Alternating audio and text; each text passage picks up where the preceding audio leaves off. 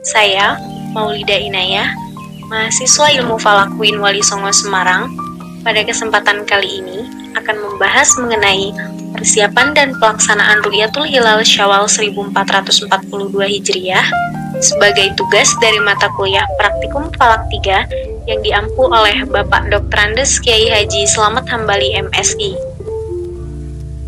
Persiapan dan pelaksanaan Ru'yatul Hilal ini dilakukan di rooftop Gedung Laboratorium Teknik 2 Kampus ITERA Lampung yang beralamatkan di Jalan Terusan Ria Kudu, Waihui, Jati Agung, Lampung, dengan koordinat lintang tempat min 5 derajat 21 menit 41,3 detik dan bujur tempat 105 derajat 18 menit 38,6 detik serta tinggian tempat 135 mdpl.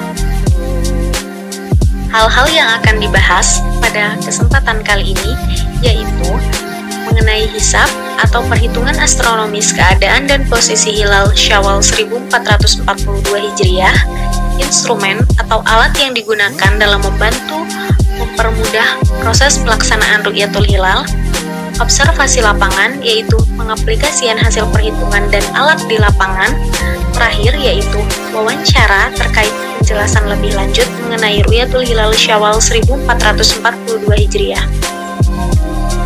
Hal pertama yang perlu kita lakukan sebelum melakukan pelaksanaan Ru'yatul Hilal ialah menghitung posisi dan keadaan hilal pada Syawal 1442 Hijriah dengan data-data astronomis yang dibutuhkan diantaranya nilai ekliptik longitud matahari, nilai apparent longitud bulan, deklinasi matahari, semi diameter matahari, equation of time, apparent right ascension matahari, apparent right ascension bulan, deklinasi bulan, semi diameter bulan, horizontal parallax bulan, fraction illumination bulan dengan nilai FIB terkecil pada pukul 19 GMT.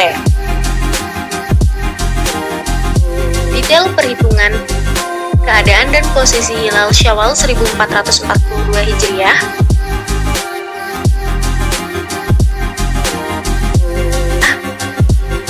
kesimpulan hasil perhitungan keadaan dan posisi hilal Syawal 1442 Hijriah yaitu waktu ijtima terjadi pada Rabu Pon 12 Mei 2021 dengan jam ijtima pukul 2:0 menit 51,44 detik, huruf pada jam 17:53 menit 1,41 detik, tinggi hilal hakiki 5 derajat 54 menit 7,08 detik, tinggi hilal mar'i 5 derajat 30 menit 33,09 detik, azimut matahari 288 derajat 13 menit 13,72 detik, azimut hilal 289 derajat 41 menit 47,94 detik, nilai elongasi 7 derajat 14 menit 0,25 detik, nurul hilal 0,4%, dan hilal terbenam pada pukul 18:17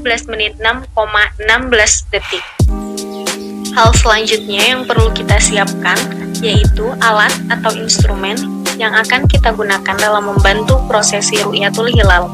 Kemarin, pada prosesi Ru'yatul Hilal Syawal 1442 Hijriah, alat yang kami gunakan ialah teleskop berjenis Mate LX90.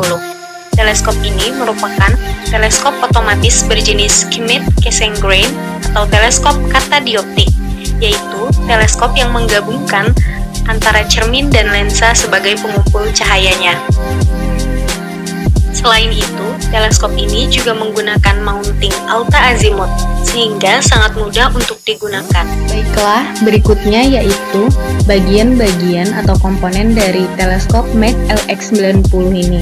Yang pertama ada eyepiece yang berfungsi sebagai pemerbesar gambar yang dikumpulkan dalam tabung optik. Yang kedua ada eyepiece holder thumb screw yang berfungsi sebagai pengencang dari eyepiece holder. Nah, selanjutnya eyepiece holder berfungsi sebagai tempat dari eyepiece tadi. Lalu ada diagonal prism yang berfungsi sebagai pemberi posisi pandang langsung ke dudukan lensa mata observer. Yang kelima ada optical tube. Optical tube ini berfungsi sebagai pengumpul cahaya dari benda yang jauh dan membawa cahaya ini fokus untuk dilihat oleh lensa mata. Yang keenam ada declination lock atau pengontrol gerakan vertikal manual teleskop. Dan ada fork arms yang berfungsi sebagai pegangan atau lengan dari tabung optik teleskop ini. Lalu ada focus knob yang berfungsi sebagai penggerak cermin utama teleskop dengan gerakan yang terkontrol untuk mencapai fokus gambar yang diinginkan. Lalu ada right ascension lock yang berfungsi sebagai pengontrol rotasi horizontal manual teleskop. Dan right ascension setting circle juga declination setting circle. Yang ke-12 ada GPS receiver yang berfungsi sebagai penerima informasi yang dikirim dari Global Positioning System atau GPS. Lalu ada computer control panel atau panel kontrol komputer dari teleskop ini. Dan ada autostar yang berfungsi sebagai pengontrol dari semua fungsi teleskop ini.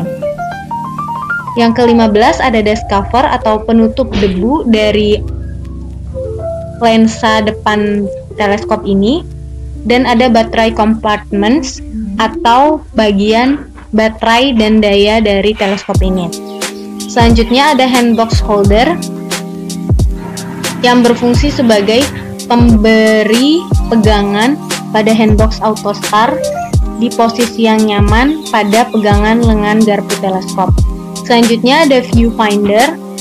Viewfinder ini berfungsi sebagai pemberi cakupan penglihatan yang memudahkan pemusatan objek di lensa mata teleskop.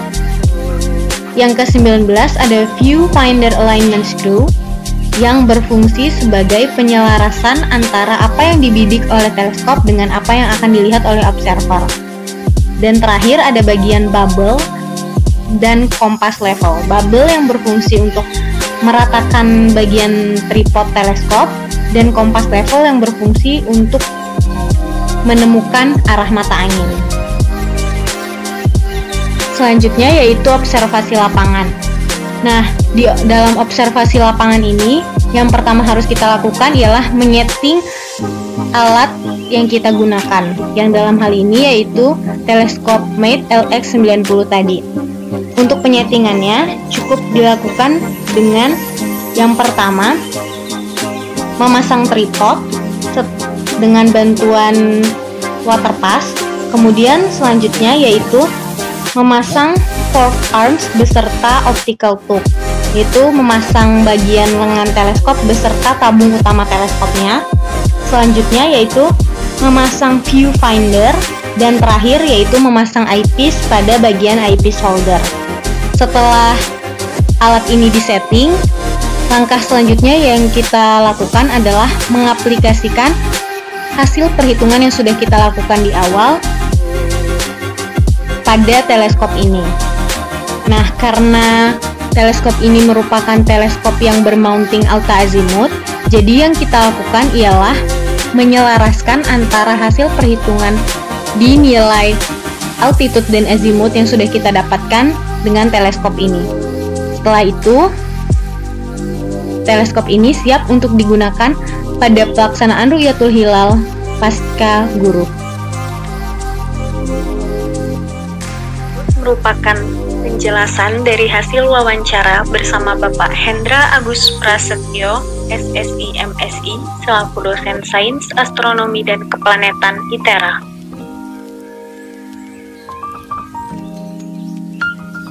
Jadi kurang lebih kalau untuk persiapan pengamatan hilal ya, atau Ru'yatul Hilal di UPT OL itu sendiri, sebenarnya kurang lebih sama ya. Jadi yang pertama tentu kita rapatkan terlebih dahulu gitu ya. Jadi kita tentukan kira-kira kapan akan dilaksanakan pengamatan ru'yat hilalnya kapan. Sudah nanti kami susun tim kurang lebih seperti itu. Jadi tim yang akan melaksanakan pengamatan ru'yat. Nanti ada tim yang ada bagian teknis gitu ya, misalkan observernya atau pengamatnya siapa saja, nanti ada PC-nya seperti itu. Kemudian nanti bagian yang lainnya seperti kalau misalkan mengundang dari instansi lain atau tamu undangan seperti itu, nanti ada bagian yang istilahnya atau humasnya seperti itu. Dan juga ada bagian dokumentasi kurang lebih seperti itu ya, umum untuk pengamatan. Nah, kalau sudah ditentukan timnya ya, untuk setiap PC-nya siapa saja, nanti biasanya gitu ya, yang saya ketahui kurang lebih 2 hari sebelum atau 1 hari sebelum pengamatan seperti itu dilakukan gladi bersih, gladi cover gitu ya, dan persiapan briefing dan sebagainya. Jadi alat-alat ya, sebagai instrumen yang akan digunakan itu di kantor Permutis seperti itu ya, karena memang lokasinya kan dari kantor OIL itu sendiri dan lokasi pengamatannya jauh, ya lumayan jauh gitu ya. Jadi perlu diangkut lebih H-1 sudah ada di lokasi pengamatan untuk alat seperti teleskop dan aksesoris lainnya gitu. Ya nanti di H ada briefing lagi, ada gladi bersih gitu ya. Ya biasanya kalau pengamatan kan mulai jam 5 sore gitu ya. Jam 1 sudah mulai briefing gitu ya di kantor OIL. Nanti jam 3 atau setelah asar menuju ke lokasi pengamatan dan mulai dilakukan ya persiapan dan sebagainya seperti yang kemarin gitu ya. Mulai pengamatan sampai ya terbenam matahari sampai ya kira-kira bulannya juga sudah terbenam nanti selesai. Kemudian untuknya pengamatan hilal Syawal itu kami menggunakan teleskop reflektor ya, di teleskop cermin dan diameter 80 mili ya, kita ya 80.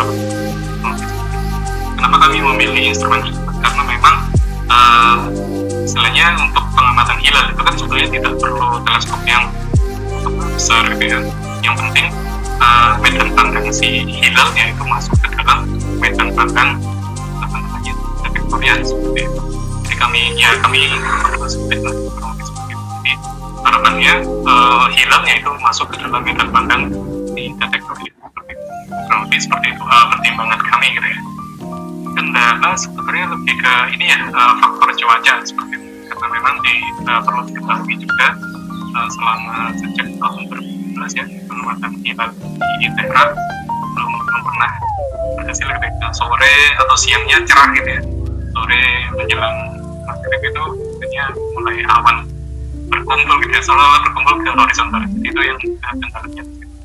Jadi memang di horizon barat kita hilal ada suatu pengamatan hilal yang kita lakukan seperti itu, selalu mendung sehingga ya gagal mengamati hilal seperti itu.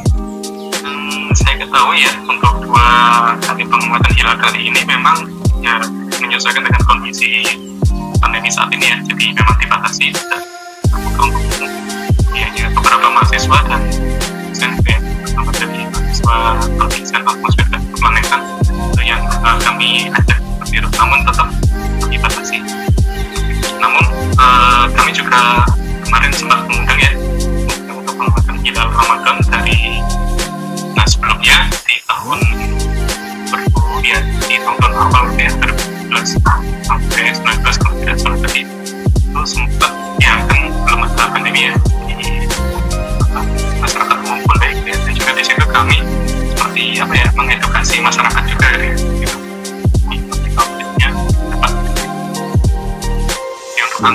Pesertanya sebelum pandemi umum boleh ikut.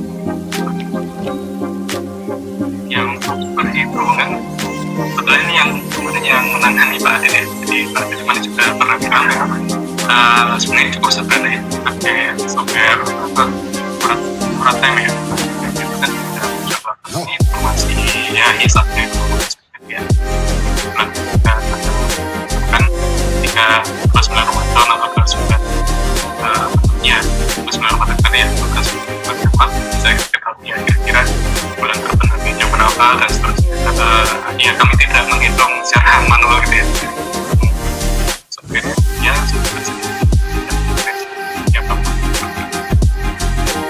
kan mungkin ini ya setiap awal bulan Hijriah